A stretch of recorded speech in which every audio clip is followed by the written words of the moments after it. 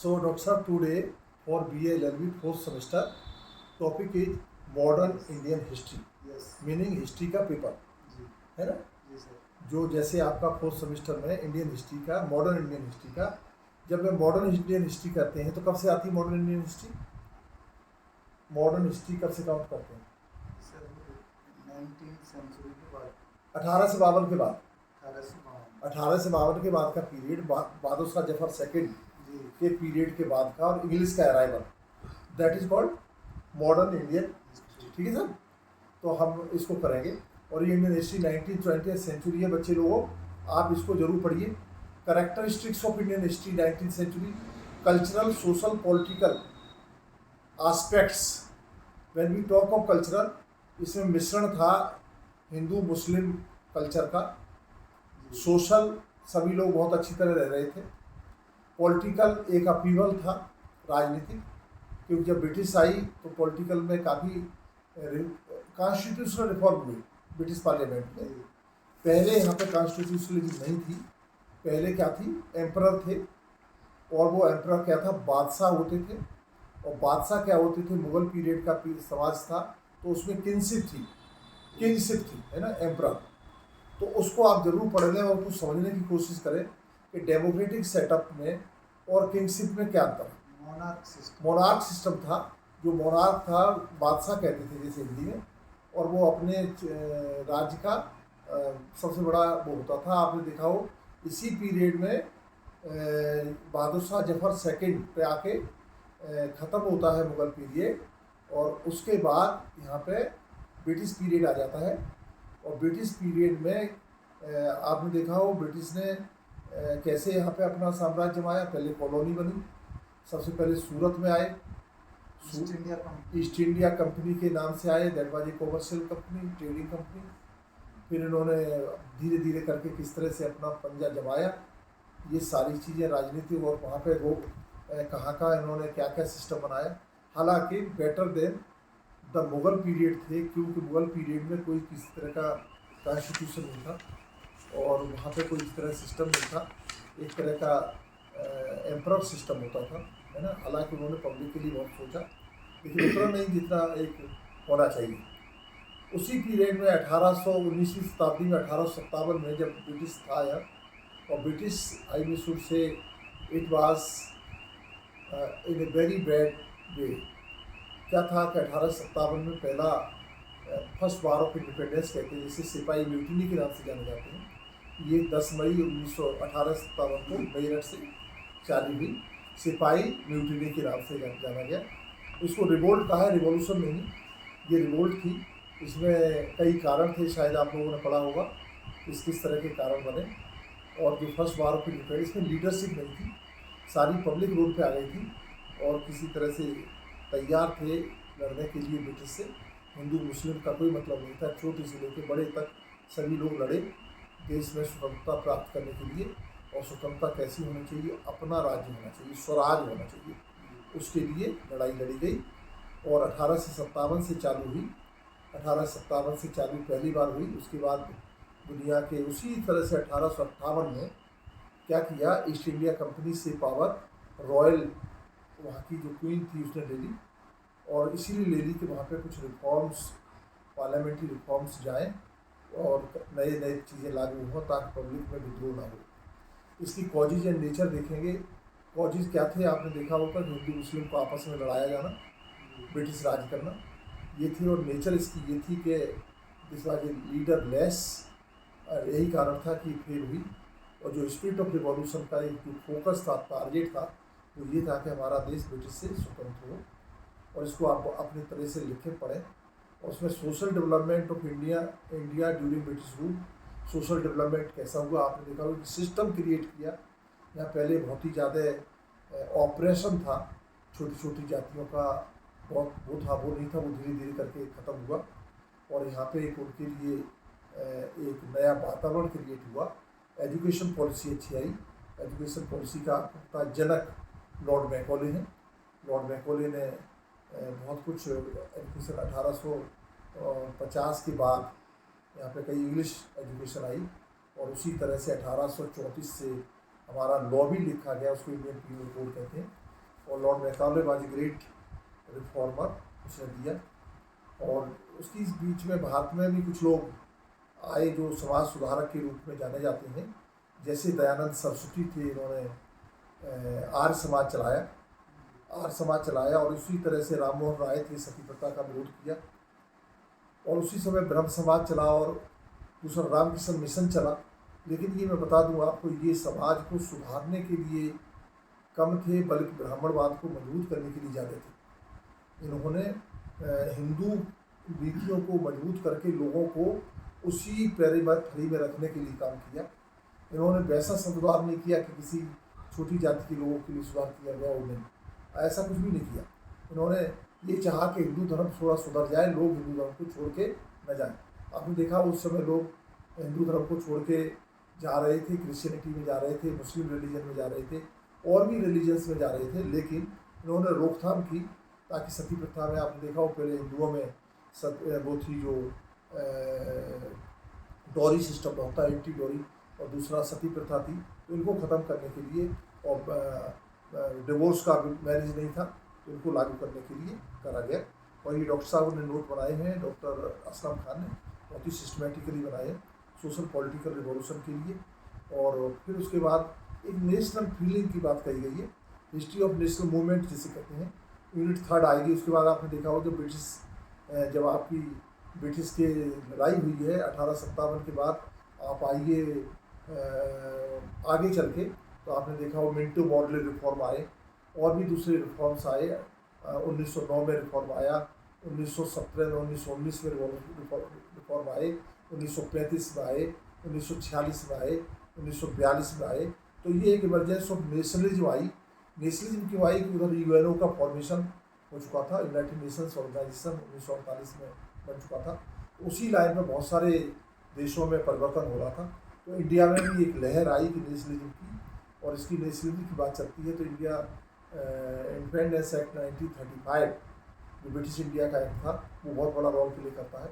उसके बाद cabinet mission आया, उसके बाद बहुत सारी चीज़ें आई। मिंटो मॉडल रिफॉर्म पीछे ही चला गया।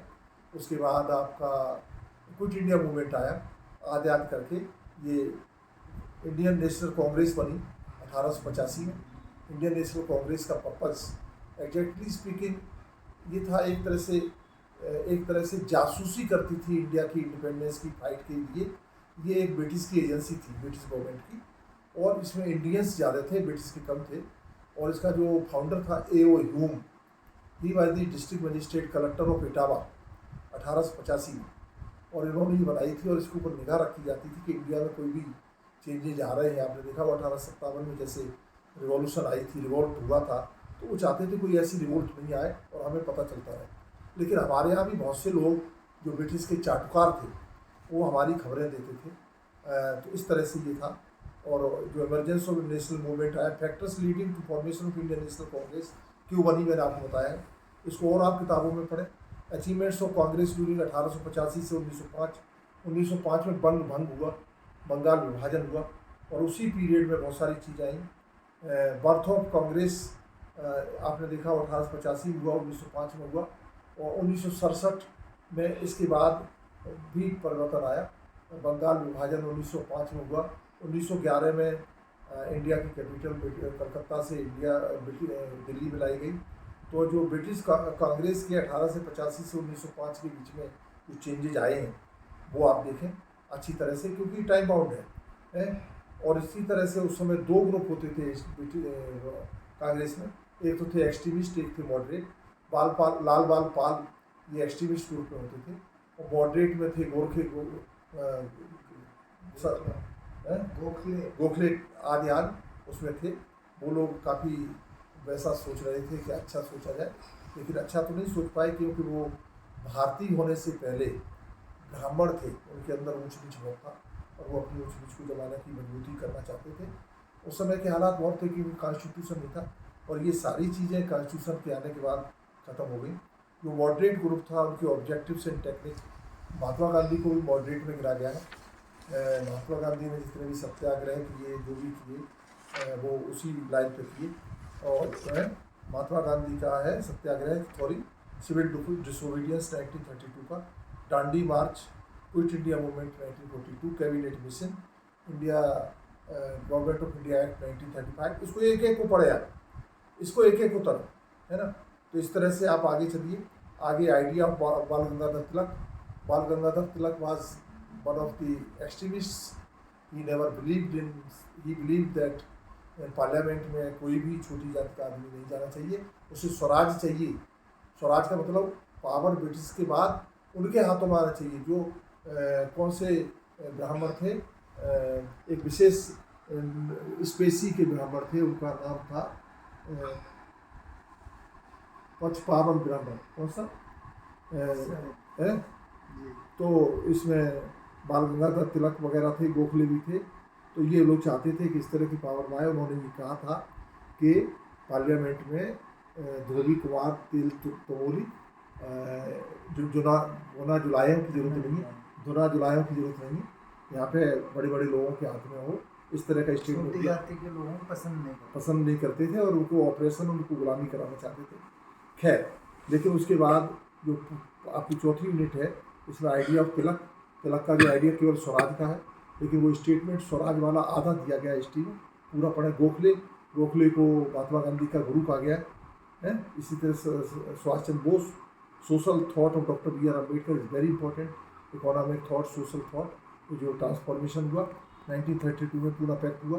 पूना पैक्ट के द्वारा सुलकास्ट को सेपरेट इलेक्ट्रेट मिला था, जो कि महात्मा गांधी ने आमरण अनशन करके अवरोधा जेल में वो वापस लेके रिजर्वेशन देना पड़ा और वो नहीं लागू किया। जब वो लागू हुआ होता तो भारत देश वाकई में स्वतंत्र आज होता, क्योंकि पॉलिटिकल इंडिपेंडेंस तब कही जाएगी जब पॉलिटिक्स की पार्टिसिपेशन, पॉलिसी मेकिंग में और उनका इम्प्लीमेंटेशन में सभी का योगदान है। आज हमारे देश में योगदान सभी का नहीं, चंद लोगों का योगदान है, ये सभी का होना चाहिए। और इसके लिए social thoughts and political thoughts Baba Saheb doctor B R Ambedkar के आप सभी लोग पढ़ें, और नेहरू, पंडित जवाहरलाल नेहरू को भी पढ़ें। He was also wonderful leader. तो ये सारी चीज़ें आपको मैंने एक सोशल उसमें बताने की कोशिश की गई है, डॉक्टर साहब जो बनाए हैं। और रीजनलिज्म इन इंडियन पॉलिटिक्स आपने देखा हो, जो नेक्स्ट यूनिट 5वां है, क्षेत्रवाद। हाँ, तो son of the soil, separate statehood, ये जो थ्योरी है इनको पढ़े। हालांकि इंडिया एक पूरा कंट्री है जहाँ पे कोई सन ऑफ सॉइल नहीं होना चाहिए, लेकिन ये जो इस तरह की बातें की गई हैं वो गलत है, हम उसको स्वीकार नहीं करते हैं। लेकिन आपको लॉ के स्टूडेंट होने के नाते इस पर अपना एक क्रिटिकल एस्पेक्ट देना है। Communalism in impact on Indian politics. Communalism है, कम्युनलिज्म का मतलब है सांप्रदायवाद। सांप्रदायिकवाद बाद में डेवलप हुआ, जब इंडिया स्वतंत्रता का संग्राम चला था तो कोई स्वतंत्र इसमें कम्युनलिज्म नहीं था। ये बाद में कुछ लोग थे जो ओछे लोग थे, इन्होंने अपनी राजनीति को मजबूत करने के लिए यहाँ कम्युनलिज्म की बात की। और कास्टिज्म एक बहुत खतरनाक बीमारी है हमारे देश की, जिससे बहुत सारे लोग सफ़र कर रहे हैं। छुआछूत और एट्रोसिटीज और जिनकी वजह से आज देश का नाश हुआ। देश की करीब 80 कास्ट की पॉपुलेशन करीब 35 करोड़ है और उनको कोई हिस्सेदारी नहीं उनके साथ। आपने देखा वो दुनिया के हाथ से हो रहे हैं, तो ये सारी बहुत गलत है। Role of caste in Indian politics में रोल ऑफ कास्ट बड़े लोगों के लिए फायदेमंद है। आपने देखा हो कि इस समय कास्ट सेंसस की बात चल रही है, तो इसको भी आप कहीं लिख सकते हैं अच्छी तरह से। इनको टॉपिक वाइज पढ़ें और आपको बहुत अच्छा लगेगा। ये बहुत अच्छा सब्जेक्ट है, ये आपको पूरे जीवन काम आएगा। इंडियन मॉडर्न हिस्ट्री जब से मॉडर्न इंडिया चालू हुई है, और BLLB के स्टूडेंट्स बहुत लकी हैं कि जिनको ये सब्जेक्ट पढ़ने को मिल रहा है। केवल 5 यूनिट है, इनको एक एक को पढ़े और कहीं परेशानी आती है then please contact us, we are competent to redress your issues. Doctor Aslam is sitting here, Mehtab sahab बैठे हैं, मैं भी बैठा हुआ हूँ, और भी लोग यहाँ पे कॉलेज में हैं जो आपकी प्रॉब्लम्स को सॉल्व करेंगे। और चूँकि ये पेपर आपका इमीडिएट आने वाला है, आपका एग्ज़ाम चल रहा है इवन सेमेस्टर का, और modern Indian history BA LLB 4th semester का ये पार्ट है। हमने आपको ये मोटी मोटी बातें बताई हैं, आप इसको एलाबोरेट करें। और कोई भी बच्चा मजबूती से पढ़े, फेल होने का बात नहीं, अपना टॉपिक वाइज लिखे, और जो सबसे अच्छा टॉपिक आता है वो पहले लिखे एग्ज़ाम में। और कम से कम 25 पेज भरने पड़ेंगे, 25 से 28 तक। इससे कम आएंगे, पास होने के चांसेस बहुत कम होते हैं। सोशलिज्म को, रिलीजन को समझें, आंदोलन को समझें, रिवोल्ट को समझें, रिवॉल्यूशन को समझें। रिवोल्ट और रिवॉल्यूशन अलग अलग होता है, रिवोल्ट अलग होता है, रिवॉल्यूशन अलग होता है। और नेशन